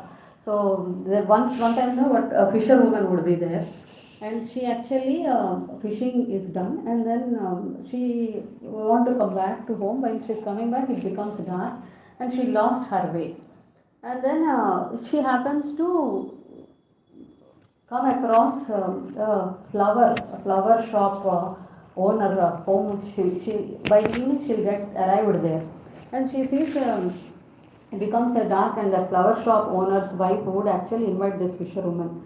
Oh, where can you go? This has become very dark. Please come and sleep in our home. So she'll feel also very happy that I got some arrangement for the night so that I'll sleep here, and tomorrow early morning I'll go, because it become very dark and it is about to rain. So what she's happy, and then she tries to sleep in that room. So she's unable to get that sleep very. Usually sometimes it happens with us also, because when it is a new place we will not usually get a sleep. So she is also struggling. So that woman sees, the flower merchant wife sees, and then she says that, are you very uncomfortable? Don't worry, nobody is there. My husband is also not there. We both are alone. Don't be uncomfortable. You can sleep happily. Complete security and safety is there. And she tries to sleep. 1 hour passes. She is not able to sleep. Here and there she seizes, and actually she has some that bag in which she carries fishes. So this flower lady takes that bag and she keeps it outside, and then she invites her, come inside and sleep. So she feels very discomfort over 1 hour or 2 hours of struggling. Then this lady fisherwoman asks, can I get my fisher bag, fisher basket? Says, okay, come, get it out. So then she puts that, and then she smells that and she feels sleepy. She's feeling very discomfort with, the flowery smells, the beautiful smell of flowers she is not able to appreciate. And she likes to have that fish basket smell, and then she falls asleep. So our situation is like that, we are succumbed to the condition, three modes of material nature. So sometimes even palatable things, good things also will not be able to appreciate it. So how to get free from these three modes? Krishna is saying, Purushaya prakrite hi bhokta prakrite jnanajam karanam guna sangasyo sad asadyo nishu janmashu. The living entity in this material world thus follows the ways of life, enjoying the three modes of nature. This is due to his association with the material nature. Thus he meets good and evil among. So this is very important shloka where Krishna says that how one takes birth into the next life. The living entity, Purusha Prakriti Sthito, the living entity, thinking that he is Purusha, he is the enjoyer, and he enjoys in the Prakriti, material nature. Bhukta Prakritim Jnanajam, he is enjoying the three modes of material nature. Karanam Guna Sangasya. Karana Guna Sangasya Sad Asat Yonishu. So always you have to remember that. Why? The simple thing is like, can we control these modes of material nature? Can we surpass these modes of material nature? Possible. Krishna is saying here, Karanam Guna Sangado Sad Asad Yonishu. So it's a very important point. You need to know that whatever mode you are taking association, you are cultivating. This whole lifespan is given for you to practice. You need to know, you need to get the knowledge, you need to know where is my journey. So if you recognize that this is, we have discussed so many qualities of sattva, rajo, tamo guna. We need to identify where I am. Okay, next level is this is better guna than that. So this is better something. So let me take one step ahead. This whole lifespan from A to B is a transformation journey. You started your life with some gunas. These gunas have come to you, these vasanas and karmas have come to you from the previous life. Vasanas and samskaras have come to you from previous lifetimes. Somebody is very good at, somebody is very lazy. No, I have this laziness, now I have to change this. I have to put endeavor. So how is that? Karana Guna Sangha. So what kind of association you are doing? Very simple example. If you want to go to America, okay, you need to friendship with the person who went to America or one who is aware of that. You do friendship and you discuss with them. Then you would be constantly keeping association with the people who went into America Association. Then you would get all kind of knowledge and you know things what to do. But time over.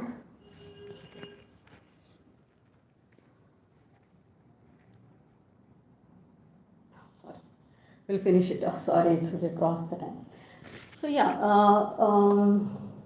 yeah. So yeah, if you want to America, you have to associate with the people of that mind. If you want to, if you associate with the people who are in the village, who is going to Dubai or some other country, will you be able to reach your destination? No. So this gunas, basically you need to understand that you can cultivate. Cultivate means you can improve these gunas within you by associating.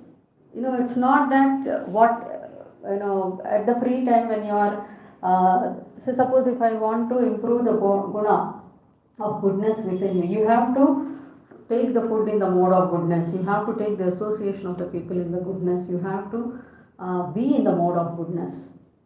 If I want to improve, if you want to improve the Rajoguna in you, you have to do all these activities. So Krishna elaborately explains in Bhagavad Gita about all this. This is a very big topic, but we are precising on this topic. Very minimal things we have given. So you need to cultivate. The whole life is need to cultivate on the gunas. There is something which is beyond these three modes. Now, how we have discussed in the previous slide, are these three gunas are good enough? But Krishna said none of them is, because everything will be binding to you. So, it is said that, in this slide it is saying that, tell me whom you associate, I will say who you are. If you are associating with a robbery person, you would be acquiring those gunas. If you are keeping constantly coming in association with a lazy person, you will also develop that guna. If you are constantly giving association of a good bhakta or a good person, you would acquire those qualities. It is said that on a daily basis, the people whom you contact on a daily basis, where you give your heart with 5 people, those people qualities you will get in, you will imbibe in. So you should be very conscious of the association what you say, what you take. So Krishna is saying, Traigunyo Vishayo Veda Nistraigunyo Bhavarjuna Nirthvando Nitya Sattvosthaha Nira Yogo Kshamatmavan. So Krishna is saying these 3 modes of material nature, the Vedas deal with them mainly with subject of 3 modes of material nature. O Arjuna, become transcendental to 3 modes, be free from all dualities and from all anxieties or gains and for gain and safety, and be established in the self. Krishna is saying these 3 modes will bind you. You have to raise yourself above these 3 modes, and you have to reach to a platform called Shuddha Sattva, or a transcendental platform. But here, how do you take? So you don't do the spiritual shopping. Okay, spiritual shopping in the sense that one of the question being asked, like I've been into different organizations, which organization I should go? Everyone is saying Krishna is Supreme Personality of Godhead, and there are different spiritual organizations which give so many things. Now, where should I go? So you need to understand. So transcendental spirituality is beyond, beyond your human reach. So it is something divine. So if you want to access something which is beyond out of your reach, then you have to take the spiritual path and you have to follow the Vedic scriptures. So we need to stick, there are the basics for spiritual practices. So Lord himself have given Bhagavad Gita. So Lord gave this Vedic scripture called Bhagavad Gita. No one can deny this Bhagavad Gita. So when you are choosing where you have to join or where you have to put your faith, so four things you need to completely keep in mind. First thing is, what is that basis of that spiritual organization? Are they speaking on the basis of Vedic scripture? Without that, you cannot accept, whatever they are speaking is a bona fide or authenticate. The spiritual organization is not speaking on the basic, on the scriptures, on the Bhagavad Gita. They are not speaking on that, then they are not a proper organization, authentic organization. Second point is knowledge which is coming us through the disciplic succession. In the previous class also we have explained this. The knowledge should be coming in a disciplic succession. Guru, Sishya, Parampara. And between Krishna and us there should be a transparent via medium. Somebody who is giving knowledge in a Guru and Sishya. Whatever Guru is giving, the same knowledge he is transferring to the disciple. He is not adding and removing something according to. That shouldn't be there. So via transparent media, this Guru Siksha Parampara is coming. That kind of organization or that kind of spiritual person is correct for you. And the third point you have to remember always is that Guru should speak always. The person who is on the position of a Guru, he should be speaking about Krishna, about the Lord. He should establish us in Krishna. He should fix up us in the Krishna consciousness. So Guru will never call himself as God. Somebody says that I am God, please come and give your money and everything. Immediately he is a dog. You should shoo it off him. So you should not encourage such kind of people. So Guru would never say that I am God. He says I am simply a servant of the Lord. And perhaps we may consider Guru as Guru as equal to as Krishna, but Guru never thinks that he is Lord himself. He actually condemns that. Srila Prabhupada one time what happens is one of his disciples started calling him, you are Lord to me. So Prabhupada really got very angry. He actually suspended him from the ISKCON or the organization for a week or a month. So he never encouraged. A Guru knows what he is, what is his role, how he should deliver the disciple. When that clarity is there, and when you see that particular person, and if you see also ISKCON regularly, how many of you know that about Prabhupada? Prabhupada, after coming to ISKCON organization only you came to know Prabhupada. But before ISKCON means many of the people will know it is only Hare Krishna movement. Where Prabhupada has kept always Krishna in the front, he is behind. He never posed himself. You see the organization in the present day, Krishna will not be there anywhere and he will be the front. Everything. So you can condemn those organizations. So that is one more point need to be remembered. But in the last point, spiritual organization means it should be dealing with spirit. Spiritual organization means it should be dealing with the spirit and the super spirit. Spirit means soul and super soul. Okay, one who deals with different topics like health or peace of mind to keep your body fit or to keep your peace of mind. These all are you will get a byproduct of spirituality. When you practice devotional service, automatically you will get it out. So spiritual organizations, you cannot say one which gives you the medical fitness and the mental fitness. That is not.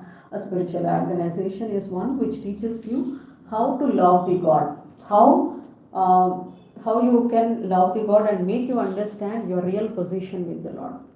So you need to associate with such organizations which gives, which makes you to love the Lord and understand what is my relationship with the Lord and makes you bring close to the Lord. So these are the points you have to know. So we don't have to do spiritual shopping. What are the 4 points we discussed? One is a person, any organization or a person who is speaking about the Lord, he should be speaking from the Vedic scriptures like Bhagavad Gita, Bhagavatam. First point. What is the second point? Disciplic succession. He should be coming in a Guru Parampara. Third one. he should be speaking about the Lord. Never he should speak about himself. He should never be posing he is the God. The third thing. And fourth thing is what? Spiritual organization is meant to speak about soul and super soul, and that should be helping us to connect back to the Lord. That institute should make us love the Lord, not making us away from the Lord. Right? So these are the four things we need to remember. And Bhagavad Gita is the basic book for us to read. This is like from the beginning class we were saying Bhagavad Gita is the manual of our human form of life. Okay? So Krishna says that Daiveshu Gunamani Mama Maya Dhurateya Mameva Prapadyante Maya Amitam Tarantite. Krishna is saying all this we discussed, this modes of material nature is in the Prakriti. Right? It is in, he is saying, Krishna is saying this divine energy, this Prakriti, these three modes of material nature is not very easy to overcome. It is very complicated.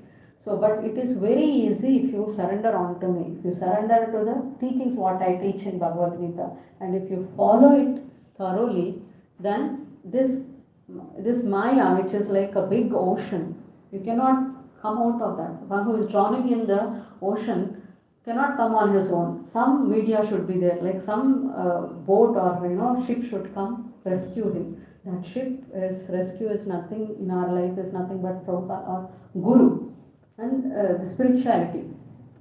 And when you surrender to Krishna, it is said in scriptures that this big ocean would become like a water in the calf footprint. You know calf footprint? In winter, rainy season, a small calf print, how much water it fills? Very small. And that big ocean of Maya would become such a small calf print. It is very easy to. Maya metam tarantite. Krishna is saying it is very easy if you surrender to me and my teachings.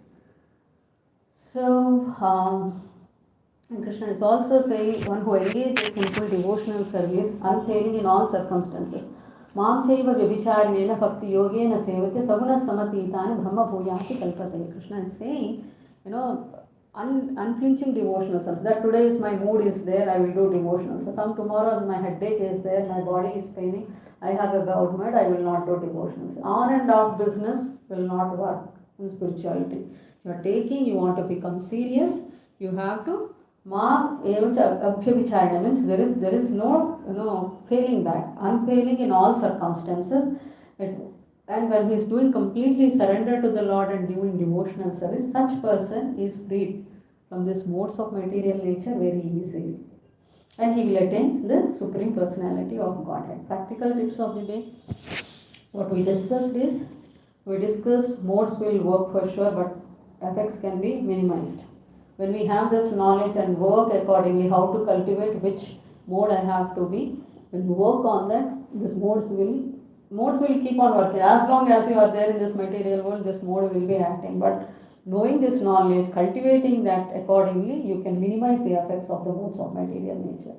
So, like it is said, hate the sin, not the sinner. A person you should not, somebody is committing a mistake, you should not start hating that person itself. You should know the kind of mistake he has done. You should be empathized with that person. You hate the mistake, but not the person who is committing mistake. That way, it will become very easy. Life become very easy. You start hating. Every person is a flaw here. Every person is having flaws in our life. If you start hating everyone, you will remain with no one. You will left with no one to love. Everyone is having difficulties. Everyone is having flaw. You need to accept who they are. But whatever mistakes they are doing or I am doing, I have to learn from those mistakes. I should not do those mistakes. Okay, the sin, not the sinner. Forming perception on people is destructive. That's what we discussed now.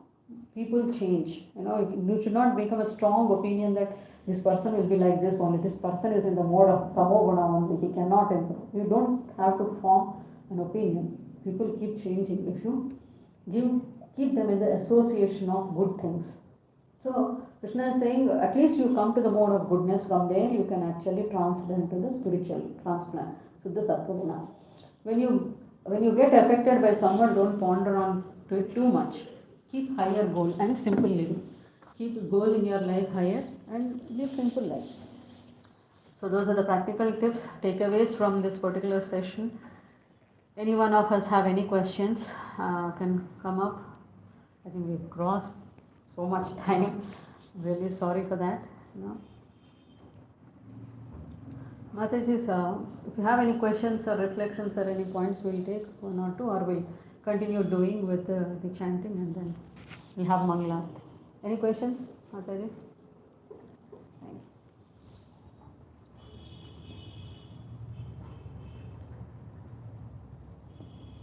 Meantime, they distribute. You can also reflect on the points which are good to you, which you feel that you can take away from this class to your home.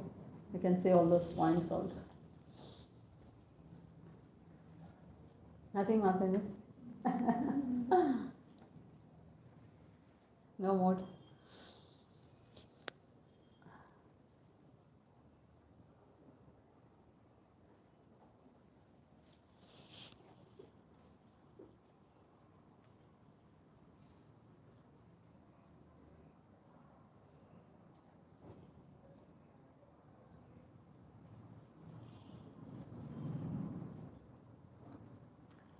What ultimately Krishna says is that we may be in any mode in the present life, but you should always make an effort at least to come to the platform of mode of goodness. When you come to the mode of platform of goodness, it is very easy to jump into the transcendental Shuddha Sattva platform, transcendental platform. This is beyond three modes of nature. Last slide he says that only. Daiveshu mama guna mama maya durathya. So it is very difficult to cross over my three modes. But you surrender on to me. You follow the instructions what is given in Bhagavad Gita. It is very easy. You can definitely reach to me. He is saying. Definitely take advantage of this knowledge. A very rarest form of human form of life. We have to use that to reach out to the Lord, to attain the prema bhakti of the Lord. Right? Let's do chanting.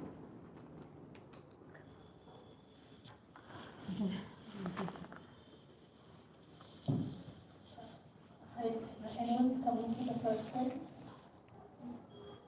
Okay, now I'll explain how to chant. So, I know for this center I am first. Otherwise I used to. you know what to do? Yeah. Do you know how to chant? I'll explain. So, you will do one Pranam mantra and then Pranam mantra I will do it in repeat after me. And then you will hold the first base.